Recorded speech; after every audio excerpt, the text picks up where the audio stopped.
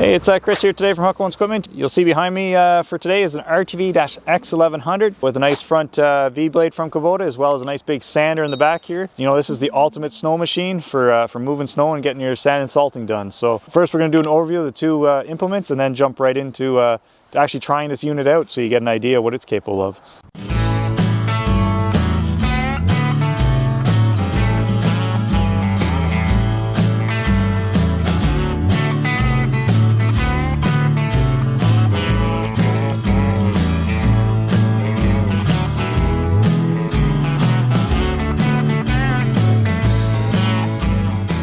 So starting out front here, we're going to talk about the V5295A, which means it's the V-blade from Kubota. So it's 72 inches wide. You know, it angles in, angles out, side to side, basically anything you want to do, all hydraulically from that power pack. Again, it's the same power pack that you're going to see whenever you have that front snowblower or sweeper out front. It's been available for about 4 years now. Again, there is a few options available with that power pack too. You can get it so that the grill guard stays attached for the RTV, as well as you also get some extra work lights out front there. Again, this customer hasn't opted for that, but it is a couple nice options to get, and you can see in one of our other snowblower videos with the RTVs. So after that power pack is pretty awesome out front. It does take quite a bit to install whenever the snowblower is involved, because again, there's the shafts off the front of the engine. Whenever it is just the blade, it is actually a pretty quick install, and it's all self-contained. You're not really adding in or doing a whole lot other than running hydraulics out to the front. So after that, you know, this actual blade itself, you know, it has a couple markers out here to see exactly where you're at if that snow gets pretty deep. It has that reversible cutting edge on the front. It takes quite a bit to wear that, but again, you can just drop it, you know, right down. It does have that nice joystick that you know, has the float position, which is nice. But again, if you're not going to use that, you could wear down that cutting edge pretty quick. After that, it has skid shoes on both sides, as well as this nice spring system to really absorb that shock whenever you hit something hard. All nice and easy to adjust if need be, if you need to run it up higher or harder kind of idea. So one other nice little feature that isn't big enough but is really needed is this little mirror right here.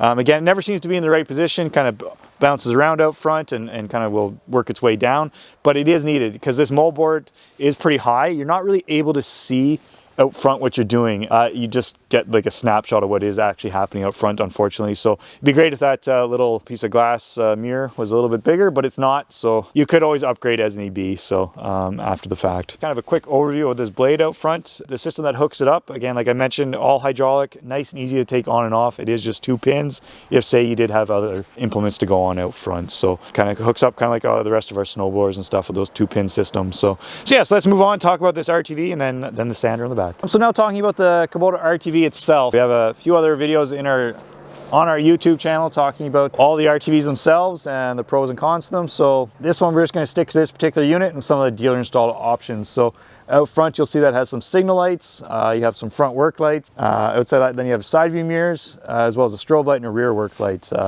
All nice options. This is going to a local power station so that they can do their snow removal, as well as shuttle people in between buildings. So it's going to work hard commercially. After that, being a Kubota RTV, it is diesel, so we have the block heater so that they can plug it in anytime, you know, it drops to -20 or greater, guaranteed to start. After that, you know, you got a 2-seater with heat and air conditioning, radio, all those bells and whistles. Again, it would be nice if it came standard with LED headlights as well as the work lights. Again, the customer did not opt to upgrade to the LEDs, but yeah, you know, it's going to work fine for them. It's going to do what they want to do, and it is going to be used commercially and going to last a very long time for them. So yeah, so let's jump to talking about this sander in the back. In the back of this RTV we have installed is the V5005. It's the biggest sander salter spreader that Kubota makes for the RTVs. Again, we've it not only used for sand and salt, you can also use it for an overseeder. We've sold a few for that usage.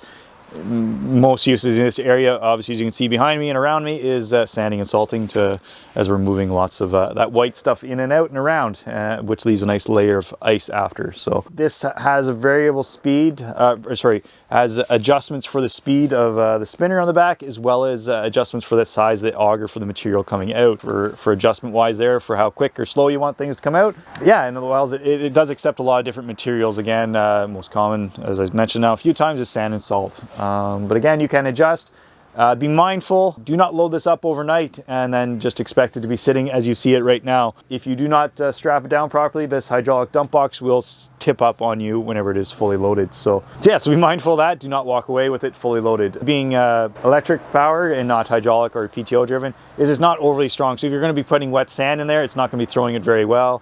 You do not want it to freeze up in there. So yeah, just be mindful of what material you're throwing in the back there, as wet sand does not spread very well at all, so and will freeze up on you. So yeah, so that's kind of a quick overview of this sander salter in the back.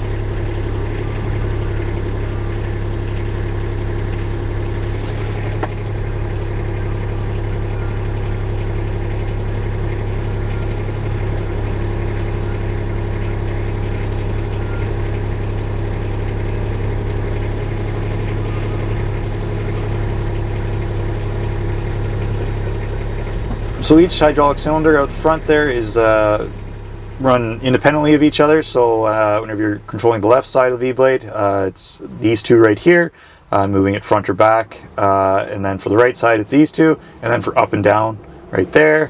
And then to control your float position, there's a trigger button on the back, as well as the blue button right here to drop it down in your float position that way. So you have the power button for that, as well as you have a vibrator for on that sander salter. And then you can increase your spin rate and everything with either the auger or the spinner itself. So yeah, pretty easy on that.